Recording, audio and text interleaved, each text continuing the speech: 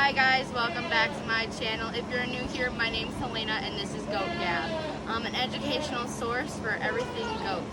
As you can hear in the background, we have some noises going on. That would be our lovely milkers in there, and we have some fans going since it's a little bit hot here in Wisconsin today. So if you're new to this channel, welcome. We're happy to have you. Today we're going to be talking hoof trimming. I know one of the biggest things neglected on our farm sometimes is trimming hooves, and it's super important because that's what's getting them around in and out of the milk house, taking them out to pasture. So it's really important that we keep that longevity, and if we keep on their feet, they should be able to be around with us for quite a while. So we will get into it. First, we'll go over the supplies needed to trim your hoof. This is the supplies I have on hand at my own farm. It can be as simple as just some hoof trimmers, and that might be all you need to trim hooves.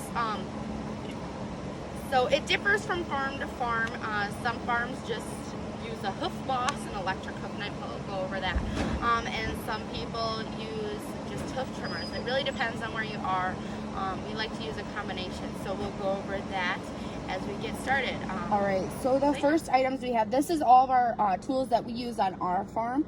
You can have them on hand. They're nice to have on hand if you have a difficult hoof trimming situation. But the most basic tools you have are your trimmers, and I have two brands. I really like the teal brand here. Really nice tools. They're pretty inexpensive. I can link everything in the description box below, but first you're gonna need a good set of sharp trimmers and a pair of gloves. I know sometimes I'll get my own finger, so it's really important that you have a good set of gloves, and even blood stop powder. That's really nice. Sometimes I go a little farther than I should, and you might need to put a little bit of blood stop powder on there. The next basic tool I use, you don't have to use it, you can just pick it out with the front of your trimmers, is just a hoof pick. It really helps gain that extra manure out of there, any organic matter. It makes it really easy to see where you're going. You really want to clean out before, and we'll go over that in the demonstration. You really want to know where you're cutting. The next tool I have can be kind of intimidating. This is a hoof knife, or an electric hoof knife. It's a hoof boss. Really love this tool. It's really great, especially on any does that I have for showmanship. Really levels out those hooves. There's different attachments that go with it. We won't be using it today, but it's just a tool. If you're interested, I can do another video on specifically using the hoof knife to trim hooves. And another tool I have is just a grinder, just a leveler, sander. It files it down for the hoof to be a little bit more level. So those are the tools we have available. I will just be using the hoof pick and the trimmers today to make it easier. All right, now that I have my lovely assistant Rosie on the stand, a really important thing I might have left out is you want to be able to have a secure milk stand, or it depends on your setup on your farm, but you really want to have a secure place where you have control of your animal. That's really important for their safety and your safety, so that we can achieve our end goal of having some nice level hooves. So make sure you have a nice secure milk stand. You can tie them up and whatnot. So we will get started. First of all, the biggest difference anybody will notice when you get hooves is they are animals with cloven hooves. They have two separate entities on their hooves, and so it's important that you do both of them. They are separate, but they do come together back by the heel. So it's important that we understand that you have to do both parts of the feet. So we will get started.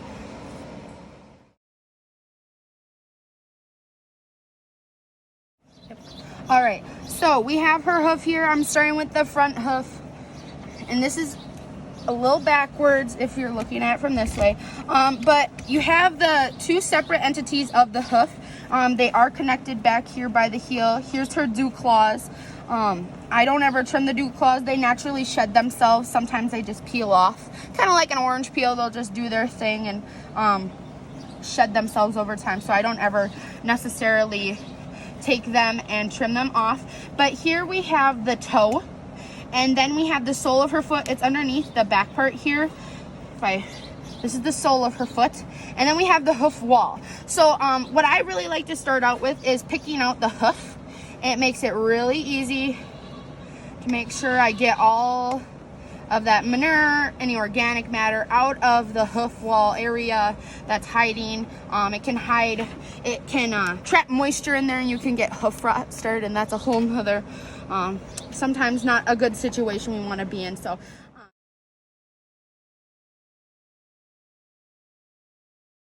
So, gonna finish cleaning out her hoof here. We got from underneath here. Give it a little sweep. It's very important to see where you're going. It's like driving in the dark. You want to be able to see the lines in the middle of the road, and that's really important. I don't necessarily hold these too far apart, but I kind of just put my thumb in between her two hooves here. I just lightly pick out the dirt in there because it can trap moisture. A lot of dirt. They're kind of dirty in there. It's very sandy around here. We've had a lot of rain. And so that's another big thing too. All right, so I start along the hoof wall here, and you don't have to take them in big sections. I can see here that the pieces I trimmed off came right to the end. I know her hoof has grown out, and the big thing to notice is if you are not keeping on top of your goat's hoof trimming, the nerve endings grow with the hoof, and that can make it really, really painful for them to walk. It can actually be just a very hard situation to come back from.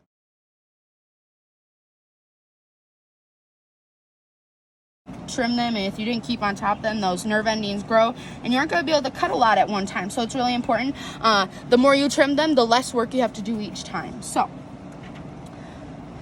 I cut along the hoof wall. And I'm going to avoid that sole for now because I just want to get these level.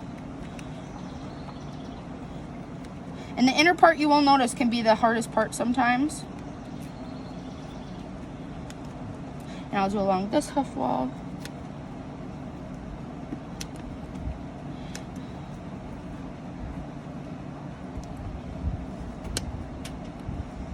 I did forget to mention that it's important that you only take off the excess hoof wall. You don't want to go crazy with it. You want to keep it level, and as you can see, I keep it in a straight line to the hoof wall. All right, so now that I have cut down the walls, I notice I can cut a little bit more. You will notice how nice and white those are. As you get closer and closer to the nerve endings, it'll become pink. Outside by the sole and by the edge of the wall. So now that I've trimmed down the wall, you can see it's getting nice and level. Got a little extra here. We'll try to get rid of. So now I go in. Now they're kind of level with my clippers like that. So that's good sign. And then I just start and take a nice little chunk. So they're nice and level. I take it and I just measure it up. I'm like, okay, that's nice and level. You can start to see it's getting pink and discolored. So I'm not going to go nuts. Sometimes you might have to take your time, especially as a beginner.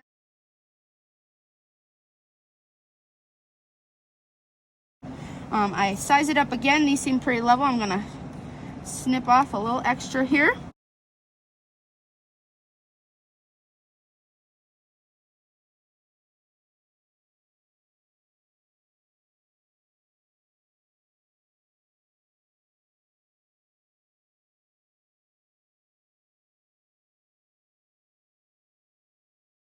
The next part I like to do, I like to make sure I can stand here, and they seem pretty level. If you can look at it from here, they sit pretty level with each other. They're not crazy.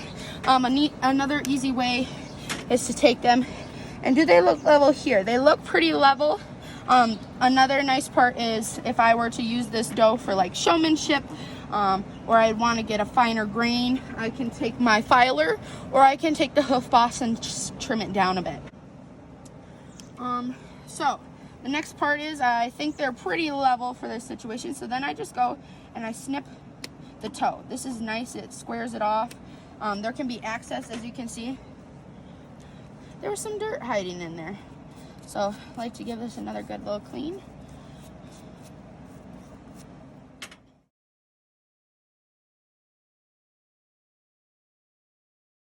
It's important just to take the access part of the toe and nothing more. But it's nice and trimmed up now. You will have a little bit discoloration. They walk on these all the time, so it's not going to be perfect by any means. But as close as we can get it to perfect, that's better off. Easier in your book next time too. At this point, I'm just making any final touch-ups and clippings that I need to, and making sure that the hoof makes a straight line with the levelness of the stand. Alright guys, I'm going to finish with the 3 other hooves on Miss Rosie here, and then we will be back at the end for a recap.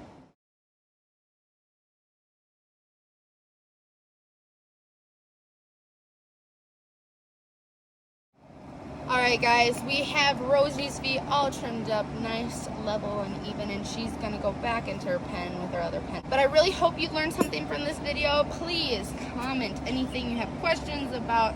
Make sure to like and subscribe for more content. We will have some more coming your way. If you're interested, we also have our educational materials. Those are going to be provided in document form in the description box. And if you could pop over to the Wisconsin Dairy Goat Association's Facebook page or their website, you can find contact to different breeders and any of these educational videos. So we really encourage you to make sure you make those connections, and we'll see you next time.